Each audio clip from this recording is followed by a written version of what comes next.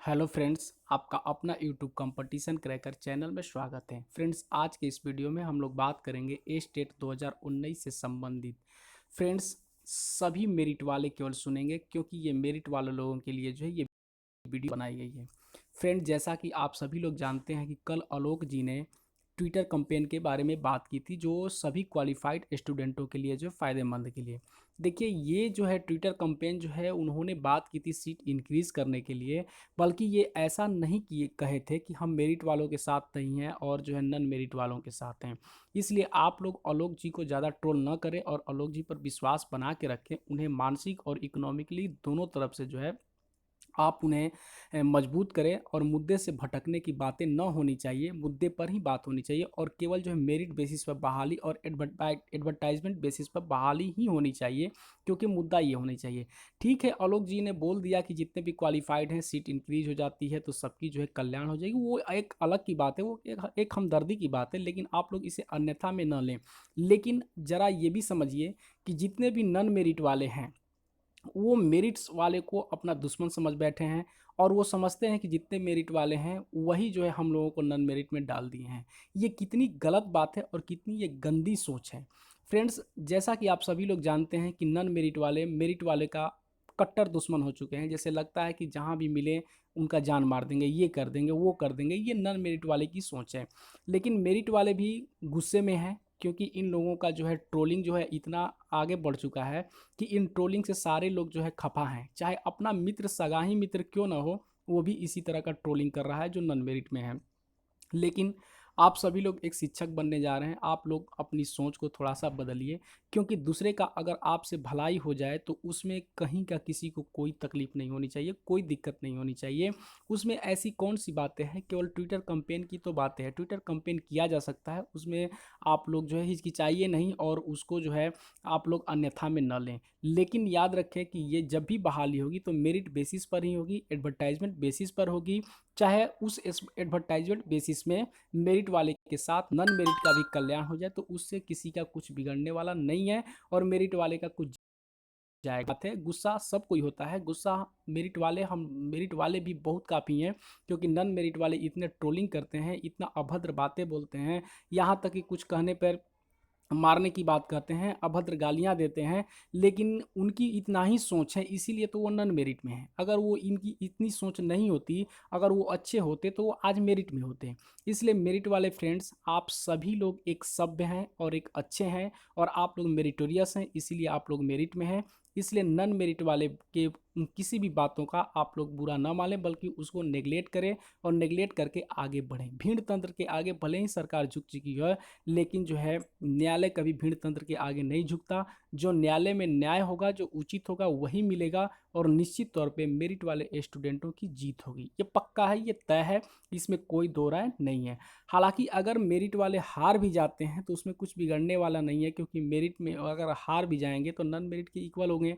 लेकिन none merit वाले अगर हारते हैं तो उनकी स्थिति, मनोदशा और क्या हो सकती है आप ज़रा समझ सकते हैं।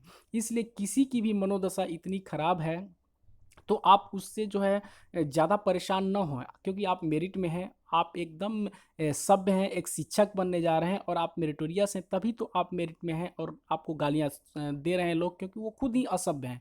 इसलिए आप लोग किसी के ट्रोलिंग को ध्यान में न दें, बल्कि आप अपने चीज़ों पर ध्यान रखें और हमेशा मुद्दे पर रहें, क्योंकि हमेशा जो है एडवर्टाइजमेंट पे ही बात होनी चाहिए और मेरिट पे बातें होनी चाहिए। और ये ट्विटर कैंपेन हो रहा है तो उससे कोई दिक्कत नहीं है, किसी को कोई परेशानी नहीं होनी चाहिए। इसलिए लोग सर को अभद्र बातें और इस तरह का कोई भी बातें करने से आप लोग बचें, क्योंकि वो जो है आपके एक नेता के रूप में हैं और वो जो भी काम कर रहे हैं वो कुछ सोच समझ के कर रहे हैं। तो वो क्योंकि खुद वो मेरिट में है तो वो कभी भी मेरिट वाले की जो है बुराई नहीं चाहेंगे, जब भी चाहेंगे भलाई चाहेंगे। इसलिए आप सभी लोगों से नम्र निवेदन है कि आप सभी लोग जितने भी मेरिटोरियस हैं, मेरिट में जितने भी लोग हैं, वो अपनी एकता बना के रखें, अपनी एकता को टूट ना होने दें। बिल्कुल, अगर आपकी एकता टूट हो जाएगी तो नन मेरिट वाले को और बहुत काफ़ी मात्रा में फ़ायदा होगा, क्योंकि देख रहे हैं कि अभी भी कॉल आ रहा है बहुत सारे मात्रा में कि इतने पैसा दे दो, उतने पैसा दे दो, आपका नंबर बढ़ा देंगे, मेरिट में चले जाओगे। तो ये कहीं न कहीं नन मेरिट वाले ही कर रहे हैं, क्योंकि वो एक दूसरे पे फ़ोन करके ये कर रहे हैं और दिखलाने की चेष्टा कर रहे हैं कि देखिए कितनी बड़ी स्कैम हुई है, कितनी बड़ी धांधली हुई है। और ज़रा समझिए कि ये नन मेरिट वाले कितने आत्मस्वार्थी हैं कि जब इन लोगों का जो है नन मेरिट और मेरिट इक्वल नहीं किया गया था तो बहुत सारे स्कैम की जो है बातें करते थे। एक रणधीर करके है आपका, देखिएगा वो जो चैनल वाला है, और एक जीके प्रैक्टिस सेट चैनल वाला है, ये दोनों इतने चूतिए हैं कि ये नन मेरिट की बात करते हैं और मेरिट वाले के मुद्दे पर कभी बात ही नहीं करते, क्योंकि ये ऑलरेडी नन मेरिट में हैं। क्योंकि जब भी ये लोग बातें करते थे तो यही कहते थे कि स्कैम हुआ है, ये जो है सर्टिफिकेट देख लीजिए, इनका देख लीजिए, इसमें कम नंबर वाले का हो गया, ज़्यादा नंबर वाले का नहीं हुआ। आज जब नन मेरिट मेरिट इक्वल हो गया तो ये सब स्कैम कहाँ चला गया? ये लोग क्यों नहीं स्कैम की जांच कराने की बात कर रहे हैं?